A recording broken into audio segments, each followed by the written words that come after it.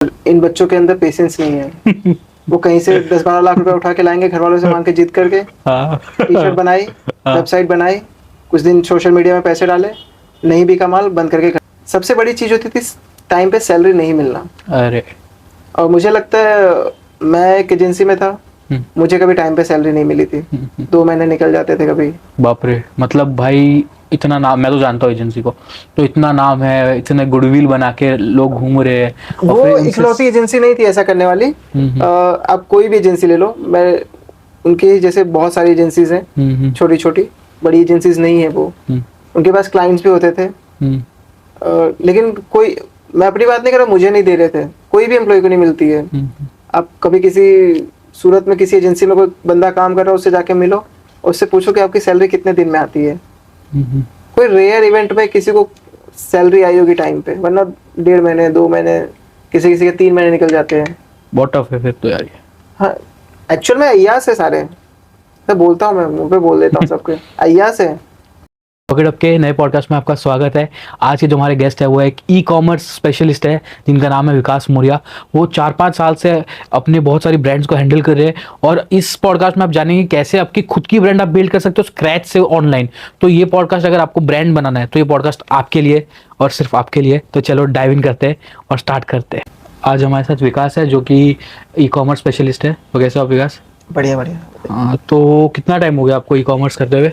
Professionally 2 साल, और अगर अनप्रोफेशनली बोले तो 5 साल से मैं कर रहा हूँ। तो कब सोचा कि भाई डिजिटल मार्केटिंग करनी है?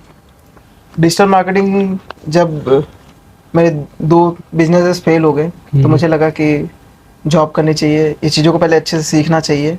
तो इसलिए मैंने डिजिटल मार्केटिंग का कोर्स किया, और फिर धीरे धीरे एजेंसीज ज्वाइन की, काम किया लोगों के लिए। अब सीख के फ्रीलांसिंग कर रहा हूँ मैं। तो अभी आप कितनी ब्रांड्स को करंटली हैंडल करते हो? करंटली मेरे पास अभी 2 ब्रांड्स है, बड़ी ब्रांड्स है। एक्चुअल में मैं क्वालिटी में बिलीव करता हूँ, क्वांटिटी रादर देन। सो या। अच्छा, अब जैसे डिजिटल मार्केटिंग आपने की हुई है, मैंने भी डिजिटल मार्केटिंग की हुई है, तो अब जैसे मैं देखता हूँ कि यार बहुत सारे लोग हैं, जैसे मैं जानता हूँ कि मैं आजकल सबसे सुनता हूँ मैं भी डिजिटल मार्केटिंग कर रहा हूँ, ठीक है, तो सैचुरेशन पॉइंट आएगा कि नहीं आएगा, क्या लगता है? सैचुरेशन पॉइंट इसमें भी अलग अलग मत हो सकते हैं लोगों के। जैसे बहुत लोग कर रहे हैं लेकिन उन्हें पता नहीं है क्या करना है। वो जाते हैं, कोई क्लासेस ज्वाइन किया, डिजिटल मार्केटिंग सीखी और सीधा फ्रीलांसिंग में उतर गए। फिर बाद में रोते रहते हैं, यार काम नहीं मिल रहा है, काम नहीं मिल रहा है। या उनको काम मिल भी जाता है तो वो काम बिगाड़ के चले जाते हैं, क्योंकि उनको पता ही नहीं होता काम कैसे करना है। भाई मेरे को ये लगता है कि डिजिटल मार्केटिंग जितना इजी दिखता है उतना है नहीं, क्योंकि सब रिजल्ट नहीं दे पाते। हाँ, मतलब क्योंकि आपको नॉलेज नहीं है तो और काम ही नहीं किया है। और सबको ये भी नहीं पता ना क्या प्रोसेस है। सबको क्या लगता है कि भाई 1 महीना एड्स चलाई, आ जाएगा, पर भाई ऐसा नहीं होता। सबको पता होना चाहिए कि भाई मिनिमम 6 महीना कोई भी बिजनेस को देना पड़ता है आराम से। अच्छा, अब जैसे मेरे को, मेरी खुद की एक ब्रांड है कैबरेरो करके, आपको पता है। तो जैसे अगर मेरे को या किसी हमारे व्यूअर को ई कॉमर्स ब्रांड बिल्ड करनी हो फ्रॉम द स्क्रैच, तो क्या करना चाहिए? आप स्टार्टिंग से बताइए। स्टार्टिंग से ऐसा है कि पहले आप प्रोडक्ट, अपना जो नीश है वो बनाओ कि मुझे क्या बेचना है। आप खाली मन में है कि ई कॉमर्स ब्रांड बनाना है और वेबसाइट बना ली, शॉपिफाई पे जाके या जो भी आपने प्लेटफॉर्म चूज किया हो, अपने कुछ भी कंटेंट डाल दिया, उस तरह से ब्रांड नहीं बनती है। एक अच्छी ब्रांड बनाने के लिए आपको पहले प्रोडक्ट अच्छे बनाने पड़ेंगे। आप सैम्पलिंग करो, आप लोगों को फ्री प्रोडक्ट्स दो, लोगों को जानो कि लोगों को आपका प्रोडक्ट पसंद आ रहा नहीं पसंद आ रहा है। जब एक बार आपको वो हो जाए, कस्टमर फीडबैक मिल जाए, तो आप अपनी वेबसाइट बनाओ, सोशल मीडिया पे अच्छे से कंटेंट बनाओ, उसको अच्छी फोटोग्राफी। लोग एक गलती बहुत बड़ी करते हैं, फोटोग्राफी पे खर्च नहीं करते। मुझे लगता है फोटोग्राफी आपका 50% जितना मार्केटिंग कॉस्ट बचा सकता है हमेशा। अगर अच्छी फोटोज है तो ऑलरेडी बिक जाएगा। अच्छी फोटोज है तो अपने आप बिक जाएंगे। आप खुद से आप सोचो, आप किसी वेबसाइट पे गए, वहां उसको अपने फोटोज देखे, फोटोज इतने मतलब प्यारे हैं, देख कैसा लग रहा है, बस ये शर्ट या ये कपड़ा मुझे चाहिए, या ये प्रोडक्ट मुझे खरीदना है क्योंकि ये दिख इतना अच्छा है। तो अपीलिंग फोटो बहुत जरूरी है ई कॉमर्स ब्रांड के लिए। दूसरी चीज है सोशल मीडिया। सोशल मीडिया पे लोग क्या कर रहे हैं, स्टैटिक फोटोज पोस्ट किए जा रहे हैं प्रोडक्ट के, कोई एंगेजमेंट वाला चीज नहीं करे, खाली फोटो डाल दे रहे हैं। या फिर वो जो लोगों को हायर भी कर रहे हैं, उनको सस्ते में हायर करते हैं 10,000 12,000 रुपए में, वो लोग भी फोटोज पोस्ट कर दे रहे हैं, स्टैटिक फोटोज। वो आज के दिन में नहीं काम करते हैं। इन्फ्लुएंसर मार्केटिंग का कितना बड़ा रोल है अभी? इन्फ्लुएंसर मार्केटिंग बहुत बड़ा रोल है, अगर आपको पता है कि कैसे करना है। एक्चुअल में लोग इन्फ्लुएंसर्स हायर करते हैं, उनको पता ही नहीं होता कि ये इन्फ्लुएंसर मेरे ब्रांड के लिए बना है कि नहीं बना है। नीश नहीं पता होती ना। नीश नहीं पता होती लोगों को। राइट। अब कपड़े की दुकान है, वहाँ फूड ब्लॉगर को बुला के प्रमोशन करवा रहे हैं। कैसे काम बनेगा? कैसा काम बनेगा? राइट। कपड़े बेच रहे हो ऑनलाइन वेबसाइट पे अपने, आपने इन्फ्लुएंसर किसी और ही फील्ड का चूज कर लिया है, तो क्या फायदा? कोई फायदा ही नहीं है। अब फैशन इन्फ्लुएंसर चूज करो, वो ज्यादा काम में आएंगे। राइट। और अभी जैसे डिजिटल मार्केटिंग का तो मैं बोल रहा था, वो तो ठीक है कि उसमें लोग कर रहे हैं, पर ब्रांड बनाना जैसे ना यार, मेरे पास अभी एक दोस्त आया था मेरा, वो मेरे को बोलता है कि मेरे को ब्रांड बनानी है। मतलब क्यों? तो बोला भाई सबकी ब्रांड है। तो इसका क्या भाई इम्पैक्ट है यार? क्योंकि आज अगर ओवर साइज टी शर्ट की बात करते हैं तो उसको अगर आपको रैंक करना हो वेबसाइट पे या उसकी एड रन करनी हो तो मार्केट का क्या हाल है आपको पता ही है। तो इसका कुछ सॉल्यूशन है? क्या लगता है भाई? मुझे लगता है कि टी शर्ट ब्रांड लोग कूल समझ के घुस रहे हैं कि अपने स्ट्रीट वेयर ब्रांड बनाएंगे, हालांकि उनको पता ही नहीं स्ट्रीट वेयर ब्रांड क्या होती है। उनको लगता है कि टी शर्ट प्रिंट्स करके बेचना स्ट्रीट वेयर बहुत अलग चीज है। और वो फैशन मुझे लगता है इंडिया में कोई उतने अच्छे से नहीं कर रहा है। बोलते बहुत है कि मैं स्ट्रीट वेयर हूँ, लेकिन मुझे किसी का प्रोडक्ट इतना लगा, टी शर्ट ही बेचते हैं, बहुत लाया बैगी पैंट्स उठा के बेच दिए। उनको पता नहीं है कि स्ट्रीट वेयर होता क्या है। मैं पहनता नहीं हूँ, लेकिन मैंने जितना देखा है स्ट्रीट वेयर ब्रांड्स जो अच्छी इंटरनेशनल यूएस की ब्रांड्स है, उनको आप जाके देखो, उनके पास जो कला है, जो चीजें बना रहे हैं वो लोग, वो नेक्स्ट लेवल है। वो इंडिया में कोई नहीं कर रहा है आज के दिन में। सब खुद को स्ट्रीट वेयर बोल दे रहे खाली। और जहाँ तक रही ब्रांड बनाने की बात, ब्रांड बनाना बहुत अलग चीज है, पेशेंस चाहिए, और इन बच्चों के अंदर पेशेंस नहीं है। वो कहीं से 10-12 लाख रुपए उठा के लाएंगे घर वालों से मांग के, जिद करके टी शर्ट बनाई, वेबसाइट बनाई, कुछ दिन सोशल मीडिया में पैसे डाले, नहीं भी कमाल, बंद करके घर चले गए। मैं जानता हूँ भाई 10 जनों को जिनने मेरे सामने चालू किया है, मेरे पास आए थे सब पूछने, भाई मैंने सब बताया। मैंने बोला था कि नहीं होगा इतना, जितना इजी लग रहा है नहीं होगा। बोला नहीं यार तू देख खाली हमारी ब्रांड, और आज वो लोग वाइंड अप कर चुके हैं। एक्चुअल में पहले अगर आपके पास पैसे नहीं है, कम पैसे में है और आपको उसको लॉन्गर टर्म करना है, तो छोटी चीजों पे काम करो। 5 प्रोडक्ट बनाओ, कोई नहीं बोल रहा आपको 50 प्रोडक्ट बनाने को। 5 प्रोडक्ट बनाओ, वेबसाइट मत बनाओ। इनर सर्कल में बेचो, पहले इनर सर्कल में लोगों को 2 ट्रायल करने दो, उनको पसंद आ रहा है नहीं पसंद आ रहा है। अगर आपके प्रोडक्ट लोग बोल रहे हैं कि अच्छा है, तो फिर बाकी लोग को ही बेच पाओगे आप। कंपटीशन कपड़े में बहुत कंपटीशन है, फेसबुक पे आरओएस भी नहीं निकलता है। और एक तो बहुत बड़ा मिथ मार्केट में लोग मार्केटर्स फैला रहे हैं कि मैं 20 का ला के देता हूँ आरओएस, 30 का ला के देता हूँ। भाई नहीं आता 5 से ज्यादा यार, कपड़े में तो नहीं आता है। मैं खुद मेंसवेयर की एड रन करता, तो मुझे पता है भाई बहुत टफ है। जितना इजी लोग बोल रहे हैं भाई नहीं आता है, नहीं आता है। मतलब कोई एक कैंपेन होगा तुम्हारा जिसमें एड बहुत अच्छी है, ऑडियंस बहुत अच्छी सिलेक्ट हो गई है, वायरल हो गया है, तो हो जाता है, सेल आ गया होगा, 10 का मिल गया होगा आपको। ओवरऑल कितना निकल रहा है?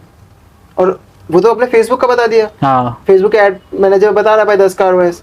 अब आप आओ, हाँ, बैकएंड में आओ, कितने फेक ऑर्डर्स है, कितने आरटीओस हो गए हैं, कितने रॉन्ग ऑर्डर्स, वो नंबर्स तो कोई नहीं बता रहा है। सही बात है। मेरे को लगता है यार जैसे मीशो है या अमेजोन है या इन नॉर्मल भी है, तो फेक ऑर्डर्स और आरटीओ ये सब की वजह से भी बहुत ज्यादा फर्क पड़ता है कि यार मतलब कितना बिजनेस इफेक्ट होता है। उन लोगों को, कंज्यूमर्स को तो पता ही नहीं चल रहा, ठीक है, पर अपने लोग को पता है, मैं बिजनेस करता हूँ, हैंडल करते, तो आप लोग को भी पता है। तो इसका कुछ सोल्यूशन है? मतलब रिटर्न का सोल्यूशन एक ही है कि आप प्रोडक्ट अच्छा बेचो। अब अच्छा प्रोडक्ट बेच रहे हो, कस्टमर को अच्छा जा रहा है, तो कोई दिक्कत नहीं आता है कभी भी। और जहाँ तक रही बात आरटीओ की, तो आरटीओ का सोल्यूशन सारे मार्केट प्लेस वाले खुद ही कर दे रहे हैं। वो धीरे धीरे रिटर्न हटा रहे हैं, रिटर्न नहीं हटा रहे हैं, मतलब आरटीओ में रिटर्न का कोई वो ही नहीं। बहुत लोगों को तो आरटीओ पता भी नहीं होता। अच्छा, कुछ दिन पहले की बात बताता हूँ। मैं एक कंपनी में काम कर रहा था, मैं उसे छोड़ने लगा, तो किसी एजेंसी को हायर कर रहे थे। मैं इकलौता बंदा उस कंपनी को, अब वो एजेंसी हायर कर रहे थे। तो उन्होंने बोला कि एक बार मीटिंग में बैठ जा और भाई डील कर ले, देख ले, और फिर तू जा, तेरे को जाना है तो ठीक है। वो लोग आए, वो लोग एजेंसी चला रहे हैं। मैंने उनसे पूछा कि आप आरटीओ कैसे मैनेज करोगे? तो बोलते हैं कि वो तो प्रोडक्ट को अच्छा करके मैनेज, अच्छा बेचेंगे, अच्छे से पैक करके भेज देंगे, हो जाएगा। बोला आरटीओ का लेना देना ही नहीं है उस चीज से। आरटीओ तो कस्टमर ने एक्सेप्ट ही नहीं किया है, तो आप हाँ। प्रोडक्ट अच्छा करके क्या कर लोगे? वो तो ऑलरेडी रिटर्न हो गया भाई। वो तो ऑलरेडी मतलब कस्टमर तक पहुंचा ही नहीं है, उसके पहले वापस आ गया है। भाई तो इस तरह का लोग काम कर रहे हैं मार्केट में। सीओडी का सीन भाई पूरे सूरत में क्या गुजरात में या इंडिया में पूरा खराब है। मैंने एक बार सीओडी चालू किया था कि भाई ऑर्डर ज़्यादा आएंगे, ऑर्डर्स आए 10 में से 1 ऑर्डर लिया, 9 नहीं लिया। हाँ, मतलब वेरीफाई करना बहुत ज़रूरी है। और धीरे धीरे ऐसा लगता है कि अब बहुत सारी चीज़ें इसमें मैटर करती है सीओडी ऑर्डर्स के लिए। अब पहली बात तो आपका पैकेजिंग बहुत अच्छा कर लो।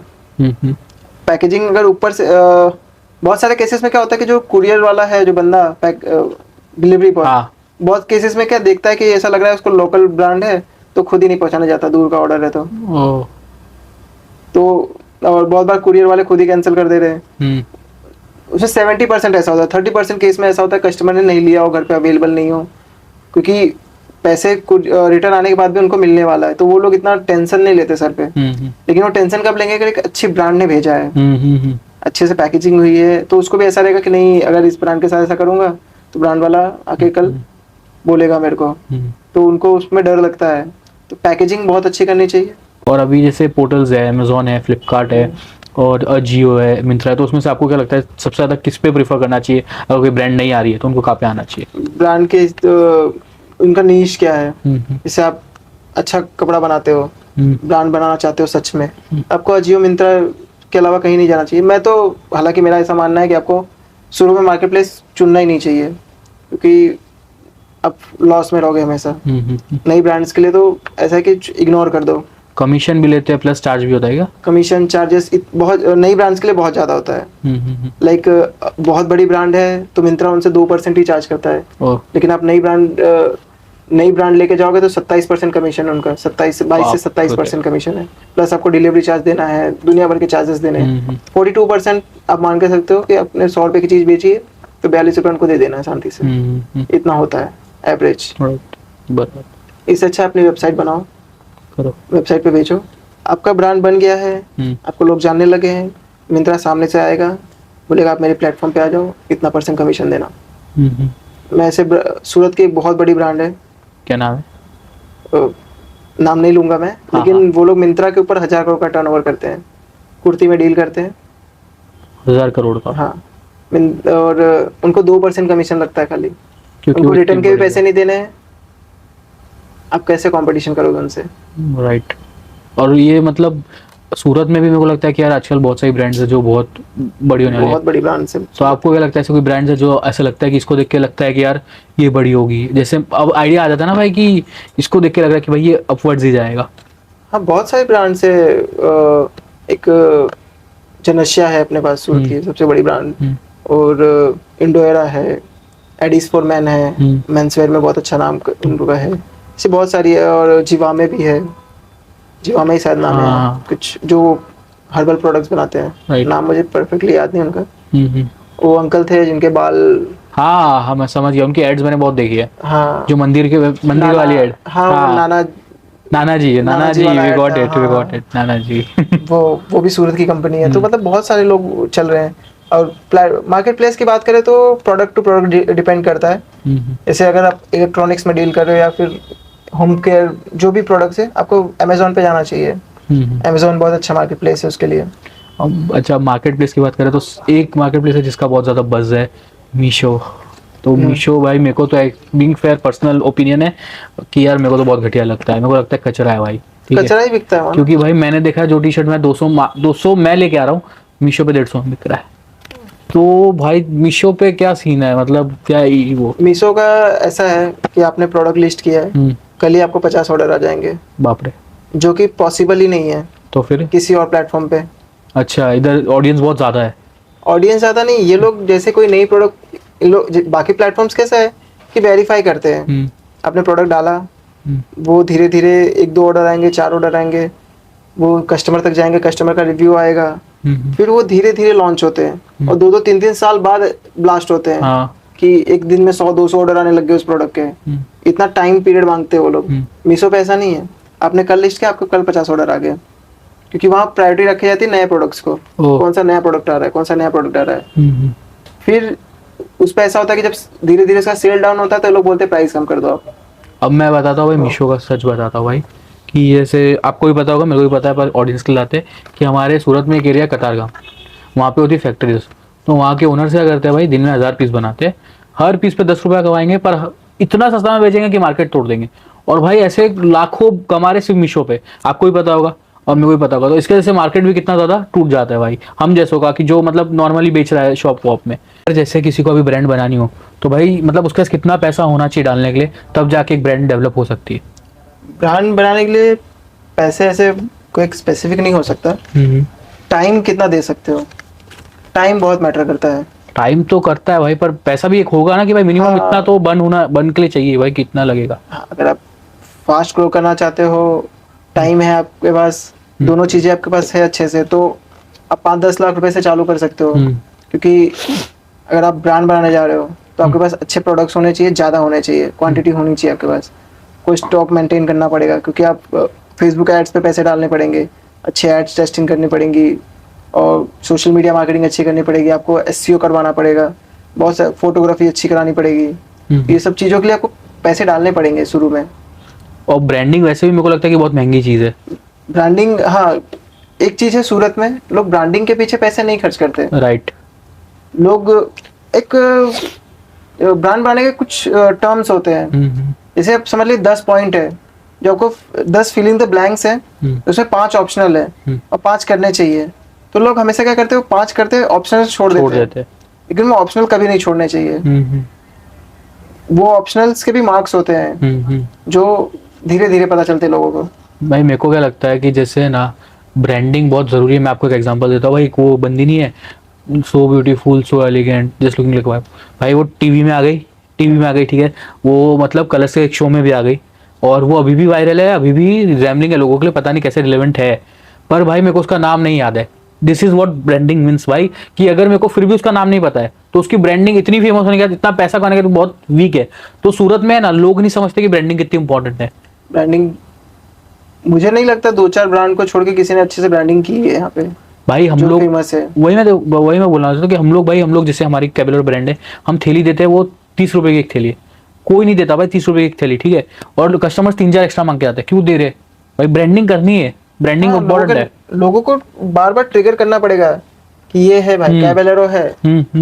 और बहुत लोग क्या करते हैं कि मार्केटिंग करते रहते हैं, फिर बंद कर देते हैं, फिर चालू करते हैं। ये बहुत गलत चीज है। चालू ही रहना चाहिए। वो हमेशा आप बजट थोड़ा ऊपर नीचे कर सकते हो हमेशा, लेकिन बंद नहीं करना चाहिए। अब क्योंकि अगर इंसान भूल गया तो वो उसको फिर से याद दिलाने में आपको डबल पैसे खर्च करने पड़ेंगे। इससे अच्छा है कि उसको मेंटेन करो, चलने दो साथ में। जो आप पैसे वेस्ट करोगे बंद करके हमेशा, उससे अच्छा चालू रखो, उससे चालू रखो। उसको बजट ऐसा लग रहा है कि आपके पास इसमें थोड़ा बजट कम है, तो उसको उस तरह से मैनेज करो। कौन से कैंपेन चलाने हैं, कौन से बंद कर देने हैं। और मुझे लगता है कि सूरत में एजेंसीज को अच्छे से पता ही नहीं कैसे काम करना होता है, क्या करना होता है। कुछ भी, मैं एक एजेंसी वाले से मिला था, उनको मैंने पूछा सेल्स ऐड चलाओगे कैसे, आरओआई कैसे निकाल के दोगे, आरओआई कैसे आएगा?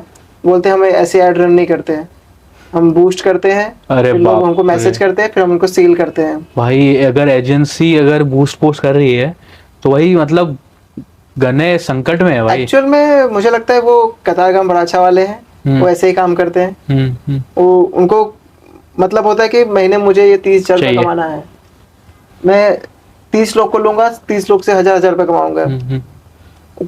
कुछ भी करके देते हैं वो लोग, टारगेट उतना ही है उनका टारगेट उतना है कि इतना कमा के घर जाना है शांति से, भले उसके लिए कितना ही मेहनत करना पड़ जाए मुझे। और सूरत की जो मार्केटिंग कंपनीज है, तो उसके ऊपर क्या राय है? कि जैसे बहुत सारी है, नाम नहीं लूंगा मैं, पर मेरे को भी नहीं लगता कि कोई अप टू द मार्क है यार, क्योंकि मैंने 2-3 का काम देखा। सूरत पे है 2 एजेंसीज, बहुत बड़ी एजेंसीज है जो इंटरनेशनल तक काम करती है। सूरत का काम ही नहीं उठाते वो लोग। ओके।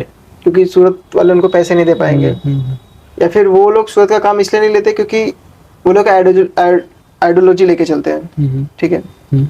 अब उनको है कि इनको ये काम करना है, ऐसे करना है, ऐसे ही करना है। लेकिन यहाँ पे ऐसे क्लाइंट इंटरफेयर बहुत करते हैं काम में। हाँ, कि भाई ऐसे मत। अगर सबसे बड़ी चीज है, अगर आपने क्रिएटिव पीपल हायर किया है तो उसको करने दो, क्रिएटिव स्पेस दो। यहाँ लोग हायर करते क्रिएटिव पीपल, फिर उनको बता दे कैसे काम करना है आपको। फिर तो हो गया, फिर आपने हायर क्यों किया, आप कर लेते हैं। राइट, इधर स्पेस नहीं मिलती भाई, स्पेस नहीं देते लोगों को। अगर मैं बोल रहा हूँ कि मुझे ये काम आता है, मैं इस चीज का आपसे पैसे ले रहा हूँ, तो मुझे करने दो ना। राइट, क्यों नहीं करने दे रहे हो? राइट। और अभी जैसे आप ई कॉमर्स स्पेशलिस्ट हो, तो आपको क्या लगता है भाई डिजिटल मार्केट में एक बंदा कितना कमा सकता है मिनिमम? मतलब भाई इतना तो कमा ही सकते हो, मैक्सिमम कितना तक जा सकता है सूरत में? सूरत, हाँ। सैलरी बेस्ड है, तो मुझे लगता है सूरत में सैलरी इतनी अच्छी देते नहीं है। अगर आप फ्रेशर हो तो कोई 10-12 हज़ार 15 हज़ार देगा। 5 साल का एक्सपीरियंस है तो 50 जितना तो मिल जाएगा सैलरी, ज़्यादा भी मिल सकता है अच्छी कंपनी होगी तो। फ्रीलांस में ऐसा है कि आप आराम से 1 लाख रुपए बना सकते हो। मेरे को लगता है फ्रीलांस में लिमिट ही नहीं है, मतलब फ्रीलांस में लिमिट नहीं है, आप जितना मेहनत कर सकते हो उतना पैसा कमा सकते हो। सूरत में जैसे आपने जॉब भी की होगी पहले, तो जो कल्चर है वो कैसा है? कल्चर अभी ठीक है, मतलब इतना अच्छा नहीं बोल सकते। हाँ। सूरत का कल्चर, काम सैलरी से ज़्यादा करवाते हैं, वो तो मुझे लगता है कॉर्पोरेट में होता ही है। लेकिन मुझे लगता है ये क्रिएटिव फील्ड है, मार्केटिंग, और हम लोग सोशल मीडिया एजेंसीज में थे तो वो ज़्यादा क्रिएटिव था कि हमें छूट मिलनी चाहिए, क्या करना है, कैसे करना है, वो सब सेकेंडरी था। चलो मेहनत तो आदमी करता है, सीखने के लिए गए थे हम लोग भी, तो मेहनत करते थे हम। राइट। सबसे बड़ी चीज़ होती थी टाइम पे सैलरी नहीं मिलना। अरे, और मुझे लगता है मैं एक एजेंसी में था, मुझे कभी टाइम पे सैलरी नहीं मिली थी। 2 महीने निकल जाते थे कभी। बाप रे, मतलब भाई इतना नाम, मैं तो जानता हूँ एजेंसी को, तो इतना नाम है, इतने गुडविल बना के लोग घूम रहे हैं। वो इकलौती एजेंसी नहीं थी ऐसा करने वाली। आप कोई भी एजेंसी ले लो, मैं उनके जैसे बहुत सारी एजेंसीज हैं, छोटी छोटी, बड़ी एजेंसीज नहीं है वो। उनके पास क्लाइंट्स भी होते थे, लेकिन कोई, मैं अपनी बात नहीं कर रहा, मुझे नहीं दे रहे थे, कोई भी एम्प्लॉय को नहीं मिलती है। आप कभी किसी सूरत में किसी एजेंसी में कोई बंदा काम कर रहा है, उससे जाके मिलो और उससे पूछो कि आपकी सैलरी कितने दिन में आती है। कोई रेयर इवेंट में किसी को सैलरी आई होगी टाइम पे, वरना 1.5 महीने 2 महीने, किसी किसी के 3 महीने निकल जाते हैं। बहुत टफ है फिर तो यार ये। हाँ, एक्चुअल में अय्यास है सारे, मैं बोलता हूँ, मैं मुंह पे बोल देता हूँ सबके, अय्यास है। अच्छा, मतलब कमा अच्छा है रे। हाँ, ऐसा नहीं है पैसे नहीं आ रहे उनके पास, लोग पैसे नहीं पे कर रहे हैं, अय्यासी है। गाड़ी ले रहे हैं, एक तो उनके अंदर ऐसा हो गया कि फेमस हो गए थोड़े हम लोग, मार्केट में लोग हमको जानते हैं, लड़कीबाजी कर रहे हैं, लड़कियों के डीएम में घुसे हुए हैं। अच्छा। हाँ, लड़की घुमा रहे हैं। चलो ठीक है, करो भाई, तुमको जो करना है करो, तुम्हारी पर्सनल लाइफ है, कोई आके रोकेगा नहीं तुमको। लेकिन तुम एक फील्ड में हो, तुम्हारा एक प्रोफेशन है, वो खराब नहीं होना चाहिए। तुम्हारे पर्सनल लाइफ के जैसे प्रोफेशन पे इफेक्ट नहीं होना चाहिए। हाँ, पर्सनल जो करना किसी को कोई दिक्कत नहीं है, प्रोफेशनल आप उसके जैसे खराब कर दे रहे हो, बहुत दिक्कत वाली चीज है। और खाली मैं ऐसा नहीं बोल रहा हूँ, मार्केटिंग एजेंसीज में ही ये दिक्कत है, जो फोटोग्राफी एजेंसी लेके बैठे हुए हैं, अब ये दोनों फील्ड जुड़े हुए एक दूसरे से, उनमें भी जो लोग हैं वो भी इसी तरह के हैं। बाप रे, लोगों के पैसे खा जाते हैं, फोटोशूट अच्छा नहीं करके दे रहे हैं लोग। इसलिए मुझे लगता है कि सूरत वालों को इतना ट्रस्ट भी नहीं आता इन चीजों करने में। एग्जैक्टली। उन्होंने एक बार सोचा कि चलो यार, हम भी ब्रांड बनाते हैं, हम भी खर्चा करते हैं, उन्होंने दे दिया काम, अब इन लोगों ने बर्बाद कर दिया, तो वो बंदा अगली बार उठ ही नहीं रहा है, और 4 लोग को और जाके बता रहा है कि ऐसा हो जाता है, मत करो। वो भी डर जाते हैं, वो भी नहीं करवा रहे हैं। अब मैं एक प्रोडक्शन एजेंसी के साथ भी काम करता हूँ, जहाँ हम लोग बॉलीवुड सेलिब्रिटीज के भी साथ काम करते हैं, उनके लिए भी फोटो शूट करते हैं, जो ब्रांड्स हायर करती है सेलिब्रिटीज को। तो हमारा फंडा एकदम अलग है, हम अच्छे क्लाइंट्स ही लेते हैं, जिनके पास बजट हो, जो पैसा खर्च करना चाहते हो, अच्छा काम चाहते हो, तो हम वही काम करते हैं। और उस कंपनी का जो ओनर है वो भी बहुत अच्छा इंसान है, तो उसको कोई लेना देना, लोगों से व्यवहार ही नहीं बनाता वो, अपने में रहता है, अपने में रहना है, काम से मतलब है बस। जो उसके यहाँ पे मॉडल्स आर्टिस्ट आ रहे हैं उनको रिस्पेक्ट देना है, इम्पोर्टेंट है, बहुत बहुत इम्पोर्टेंट है। एक प्रोफेशन जो है उसको मेंटेन करना, प्रोफेशनलिज्म बहुत इम्पोर्टेंट है इस चीज में, और मुझे लगता है सूरत में वो बहुत कम मेंटेन किया जाता है। एंड ऑफ द डे भाई, रिस्पेक्ट के अलावा, मतलब सैलरी के अलावा कुछ चाहिए तो भाई किसी को रिस्पेक्ट चाहिए भाई। अगर आप चाहिए, और वो भी अगर आप कुछ आर्ट क्रिएट कर रहे हो, मतलब भाई अगर कुछ सोचना पड़ रहा है, एडिटिंग कर रहे हो भाई सोशल मीडिया, तो कितना सोचना पड़ता है, तो उसके बाद एक एप्रिसिएशन होता है जो भाई अपने को एक बूस्ट दे देता है। मुझे लगता है एप्रिसिएशन से अच्छा कोई बूस्ट ही नहीं है। मोटिवेशन भी नहीं है जितना एप्रिसिएशन है। हाँ, वो मोटिवेट करता है लोगों को कि कितना काम कर सकता हूँ मैं। अगर हर फील्ड में है, मतलब मुझे लगता है कि जैसे employee of the month award मिलता है लोगों को, तो वो कितना अप्रिशिएट, बाकी लोगों को कितना वो होता होगा कि यार इस बार इसने जीता है, अगली बार मेरे को मेहनत करके बनना है। और भाई वो मेरे को लगता है वो बहुत छोटी छोटी चीजें होती है जो कंपनी कर सकती है, जिससे बहुत हेल्प होगी उनकी पर्सनली भी होगी, जो वो देखते नहीं कि भाई ब्रांड कितनी बिल्ड हो जाएगी। लेकिन मुझे नहीं लगता हम कितनी भी बातें कर ले आपस में, सूरत वो में लोग होगा। नहीं सुधरने वाले हैं। उसमें यही कर सकते हैं कि हम अच्छा करें जाके, बस और कुछ कर नहीं सकते। और कुछ नहीं कर सकते। और जैसे भी आपने खुद ने फ्रीलांस चालू किया, तो फ्रीलांस करना कितना टफ है सूरत में?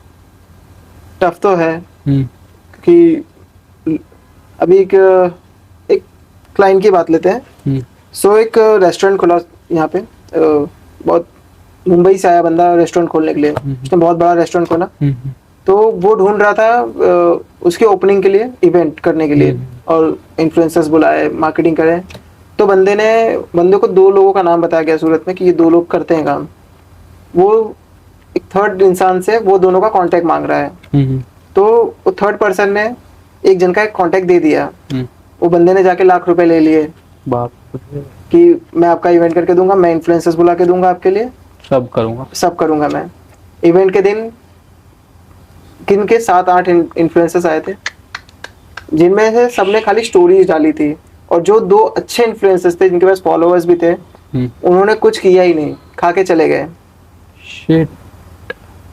अब वो रेस्टोरेंट में लोग आ नहीं रहे हैं, वो उसने लाख रुपए खर्च किए हैं।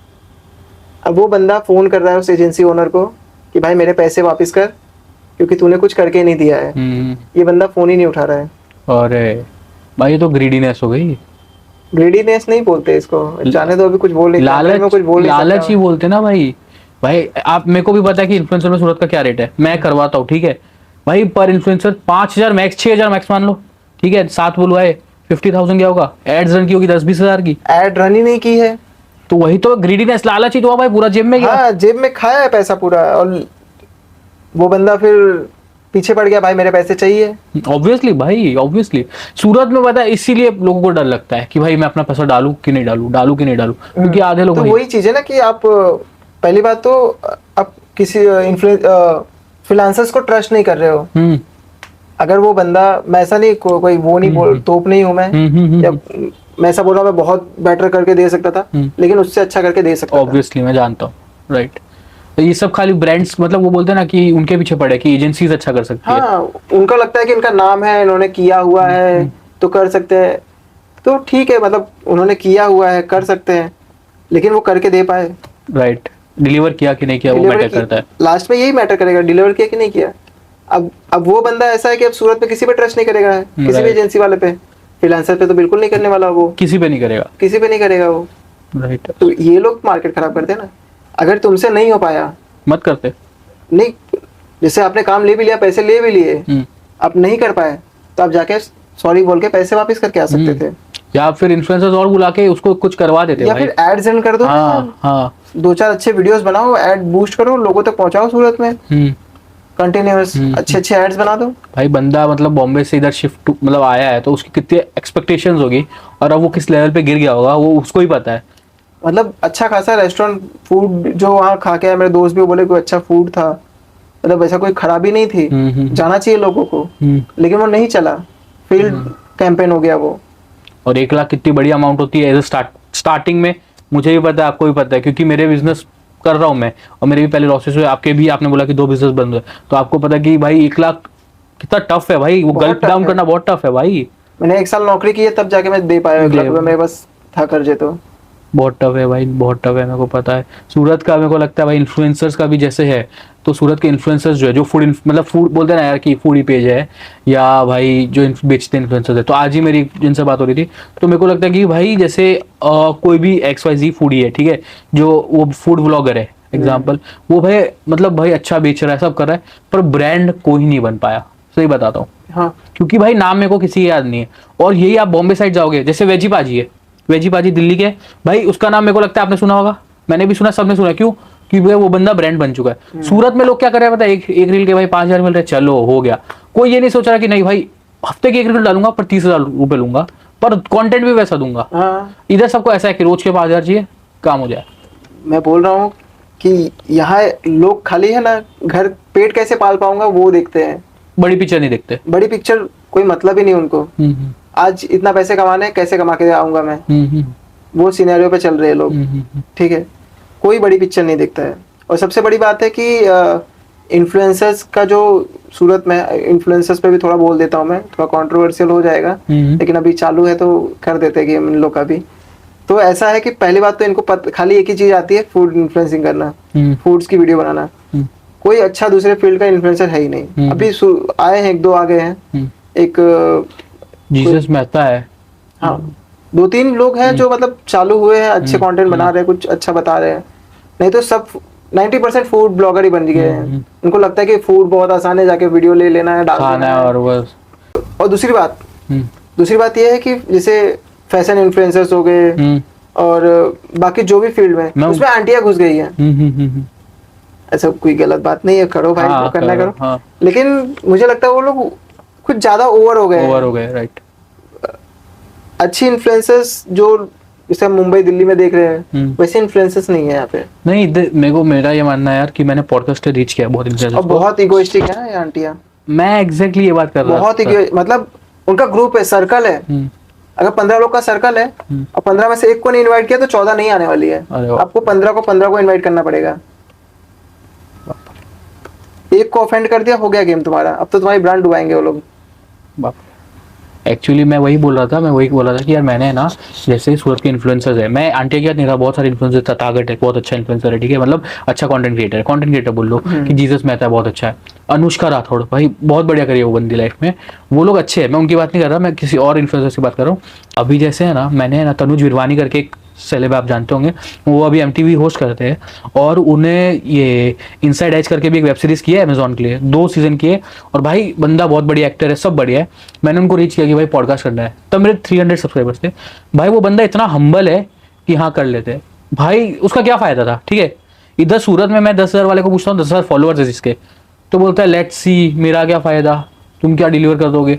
तो सूरत में मेरे को लगता है कि सूरत के इन्फ्लुएंसर्स को अगर थोड़ा भी हाइक मिल जाता है ना, तो उनको ऐसा हो जाता है, हाँ भाई बोलो क्या है। वो मुझे लगता है पर्सन टू पर्सन भी डिपेंड करता है। कुछ लोग होते हैं हम्बल होते हैं फॉलोअर्स आने के बाद भी, जो उस चीज एक्चुअल में जो फॉलोअर्स के लिए नहीं होंगे, जो बस उनका क्रिएटिविटी, उनके नॉलेज या फिर उनको पैशन है, उसलिए वो इंस्टाग्राम पे कंटेंट क्रिएट कर रहे हैं, उनको ईगो नहीं आता है। ईगो उनको आता है जो फॉलोअर्स बढ़ाने आए हैं। जिनको पैशन ही नहीं है, वो खाली इसलिए है कि पैसे कमाएंगे, फॉलोअर्स बढ़ाएंगे, उनको ईगो आ जाता है। तभी मैंने स्टार्टिंग में बता दिया कि जैसे मैं जानता हूँ उनको, अनुष्का राठौड़ या उन सब का नाम लिया कि वो बहुत अच्छे हैं। हाँ। और मैं भाई वही है कि आधे लोग, ऐसे नहीं कि सब है, पर सूरत में भाई ईगो थोड़ा ज्यादा आ जाता है फेमस लोगों को। मुझे लगता है जिनके फॉलोअर्स आ जाते हैं उनको सबको आ जाता है। अच्छा, कुछ लोगों को छोड़ दे तो हमारी बात कर रहे हैं। हाँ। ठीक है, तो भाई बहुत अच्छा पॉडकास्ट है आपके साथ। और मैं आप लोग को बोलना चाहूंगा कि अगर आप आपकी ब्रांड चालू कर रहे हैं और आपको कंसल्टेंसी चाहिए या आपको आपकी ब्रांड बिल्डअप करनी है, तो आप विकास को बुलाइए। मैं कॉन्टैक्ट नंबर देता हूँ, एक बार इनसे खाली समझिए कि चीजें कैसे वर्क करती है। मैं सच बताऊँ तो हमने डिजिटल मार्केटिंग साथ में की थी और हमारे क्लास में मेरे को नहीं लगता इससे स्मार्ट माइंड कोई था, और इनको बहुत ज्यादा एक्सपीरियंस है। सो बहुत अच्छा लगा भाई।